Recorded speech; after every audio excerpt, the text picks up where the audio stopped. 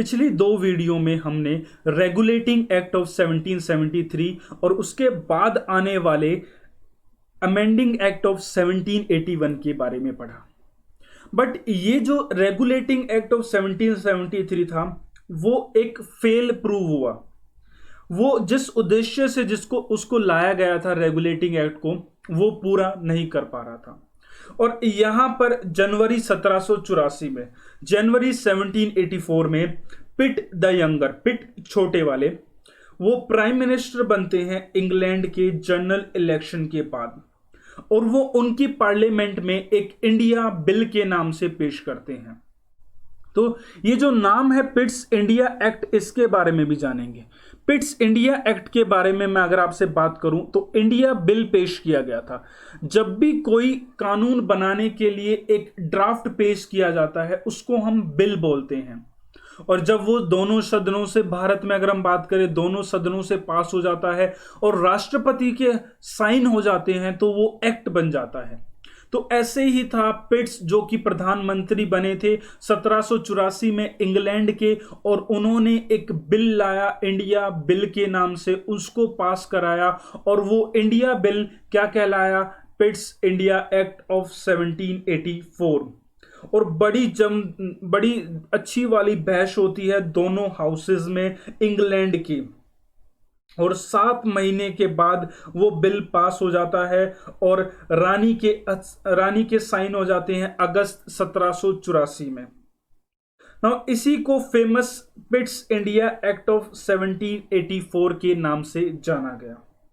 Now पहली बात अगर हम करें, इसके फीचर की बात करें, तो बेसिकली ये लाया किस लिए गया था? रेगुलेटिंग एक्ट में जो कमियां रह गई थी अब दोबारा उसको इंप्रूव करना था।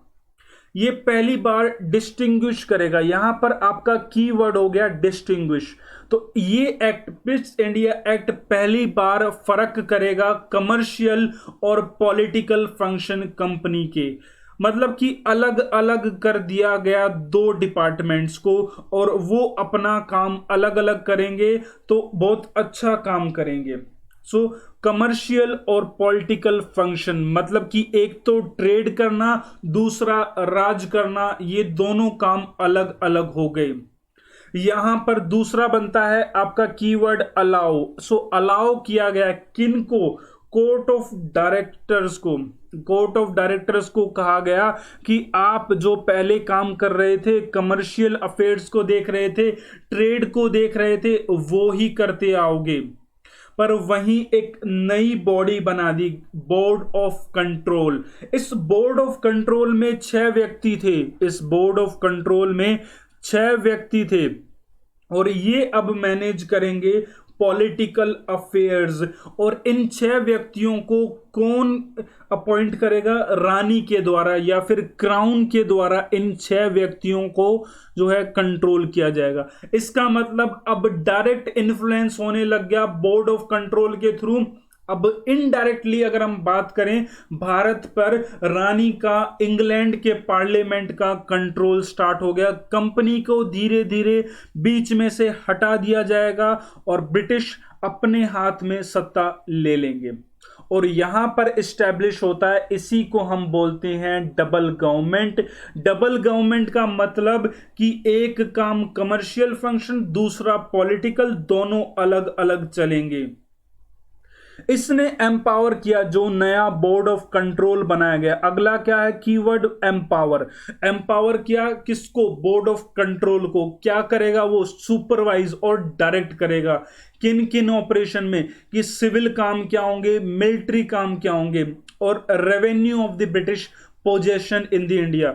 मतलब कि अब तक हमने कुछ और लड़ाइयां लड़ ली, पहले बंगाल, बॉम्बे और मद्रास था, अब छोटे छोटे और जो है कंपनी के पार्ट बन गए हैं। थस ये एक्ट जो है, इसकी सिग्निफिकेंस 2 थी। पहली सिग्निफिकेंस थी कि फॉर द फर्स्ट टाइम, फिर से आ गया ये वर्ड फर्स्ट टाइम भारत में जो भी टेरिटरीज हैं जिन पर ब्रिटिश अपना राज कर रहे हैं, उनको ब्रिटिश पोजेशन कहा गया। डिक्लेयर कर दिया गया खुल के कि भारत में अब हमारी कुछ कॉलोनीज हैं, कुछ टुकड़े हैं, वो हमारे हैं।